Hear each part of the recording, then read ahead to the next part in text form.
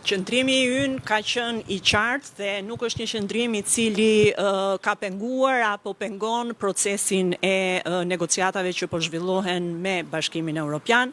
Vendimarrja më e fundit e tregoi më së miri që qeveria shqiptare, institucionet dhe jo vetëm, por edhe Partia Socialiste në kuvend ka zhvilluar dhe vazhdon të diskutojë dhe të dialogojë në një qasje konstruktive. Absolutisht gjithë këto vendimarrje nuk e kanë cënuar progresin e Shqipërisë, as nuk e kanë vënë në diskutim raportin e saj me drejtësinë.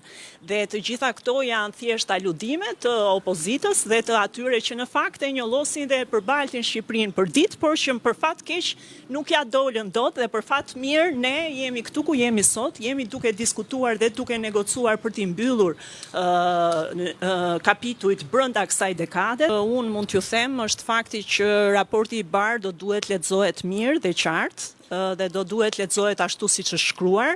Është mirë që të mos marrim dhe të bëjmë interpretime të gabuara të atyre që shkruhen në raportet e Komisionit Evropian, sepse